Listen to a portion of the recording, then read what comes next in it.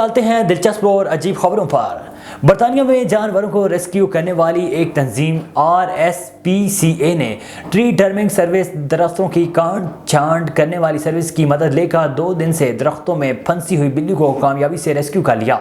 RSPCA के हुकाम के मुताबिक बिल्ली के मालिकान इसे दरख्त से उतारने के लिए काफ़ी देर तक कोशिशें करते रहे मगर वो नाकाम रहे, जिसके बाद उन्होंने तंजीम से रब्ता किया। तंजीम के अफसर ने मौजूद मकाम पर पहुंचकर मदद के लिए मकामी फायर फाइटर से रब्ता किया, लेकिन महकमा के पास बिल्ली तक पहुंचने के लिए मुनासिब सामान नहीं था।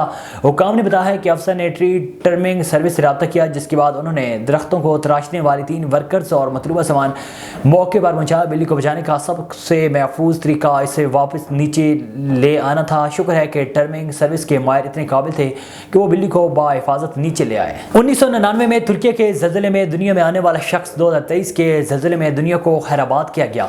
तुर्क मीडिया से गुफ्तगू में उस्मान अनीस की वालिदा ने इस बेटे की मुख्तसर ज़िंदगी से मुतल्लिक बताया और ये इंकशाफ किया कि उस्मान की पैदाइश 1999 में तुर्क शहर गाजी अंतीब में हुई थी, जिस दौरान ज़लज़ला आया हुआ था। और अब 2023 में उस्मान तुर्की के जनूब में वाक़ शहर नुरदगी में आने वाले ज़लज़ले में जान की बाजी हार गया। भारतीय रियासत बाहर की 22 साल तालिबा ने अस्पताल में एक सेहतमंद बेटे को जन्म देने के बाद 10वीं जमात का इम्तिहान देने एम्बुलेंस में सेंटर पहुंच गई।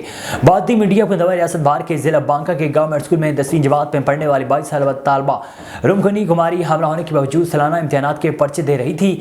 बच्चे को जन्म देने के 3 घंटे बाद ही तालिबा ने डॉक्टर से इजाज़त मांग ली। डॉक्टर्स और अहल खाना ने इनकार कर दिया, ताहम कुमारी बज़िद रही, जिस पर अहल खाना और डॉक्टर से एम्बुलेंस और 2 नर्सें साथ लेकर जाने की शिरकत पर इजाज़त दे दी। इस तरह तालिबा एम्बुलेंस और तिब्बी अमले के साथ इम्तिहान गाह पहुँच गई।